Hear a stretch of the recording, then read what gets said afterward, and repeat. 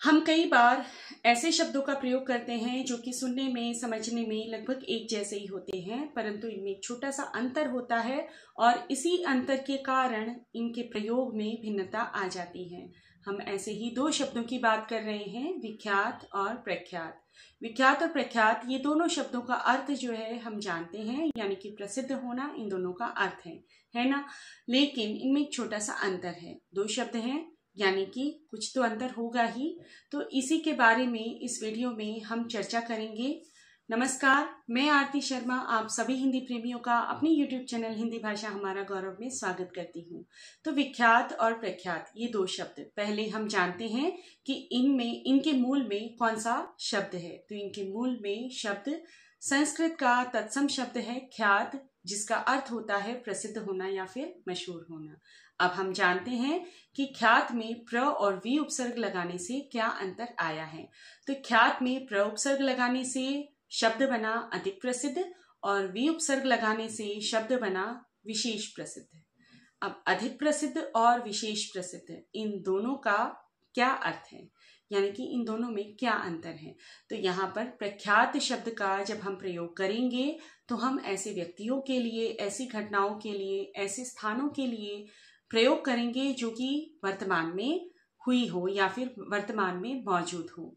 तो वर्तमान में मौजूद किसी भी अभिनेता का नाम जो कि प्रसिद्ध है, यानी कि हम नाम ले सकते हैं श्रीमान अमिताभ बच्चन जी का। प्रख्यात अभिनेता अमिताभ बच्चन, प्रख्यात अभिनेता अक्षय कुमार, इसी प्रकार से प्रख्यात राजनेता नरेंद्र मोदी, इसी प्रकार से प्रख्यात क्रिकेटर विराट कोहली। में कई प्रसिद्ध व्यक्तियों के बारे में जो कि वर्तमान में मौजूद हैं, उनके बारे में हम प्रख्यात शब्द का प्रयोग कर सकते हैं। तो इसी प्रकार से प्रख्यात शब्द का प्रयोग हम कर सकते हैं जो कि वर्तमान के संदर्भ में होता है। तो अब हम बढ़ते हैं विख्यात शब्द की तरफ। विख्यात शब्द, जैसे कि हमने प्रख्यात शब्द का प्रयोग वर्तमान के संदर्भ में किया, इसी प्रकार से विख्यात शब्द का प्रयोग हम ऐतिहासिक संदर्भ में करते हैं।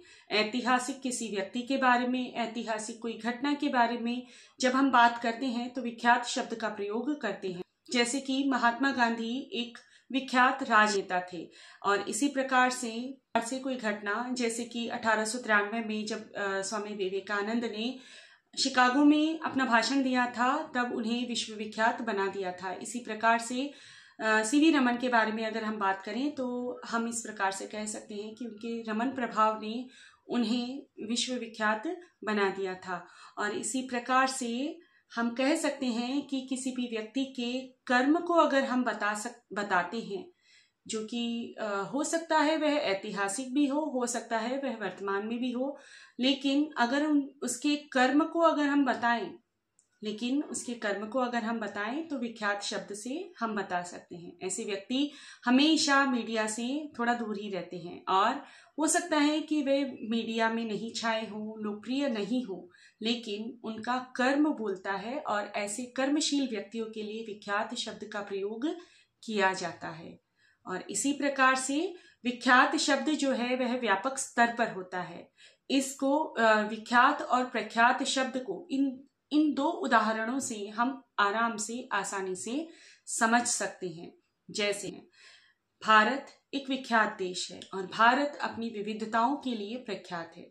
तो पहले वाले वाक्य में हमने व्यापक स्तर पर विख्यात शब्द का प्रयोग किया था, और दूसरे वाले उदाहरण में हमने भारत के गुणों को बताया था, उसकी उपलब्धि को बताया। एक और उदाहरण है जिससे हम भली भांति समझ सकते हैं कि दिल्ली एक विख्यात शहर है, और यदि हम दिल्ली की ही बात करें तो दिल्ली के गुण को लेकर हम कह सकते हैं कि दिल्ली अपनी ऐतिहासिक इमारतों के लिए प्रख्यात है।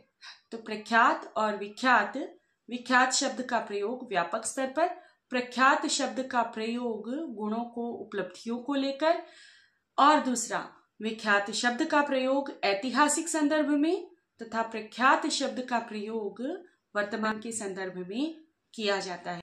तो आशा है आप सभी को ये वीडियो समझ में आया होगा। यदि आपको वीडियो समझ में आता है तो लाइक अवश्य कीजिएगा, अपने मित्रों के साथ में, परिवारजनों के साथ में साझा अवश्य कीजिएगा, और मुझे बताइएगा कि आपको ये वीडियो कैसा लगा।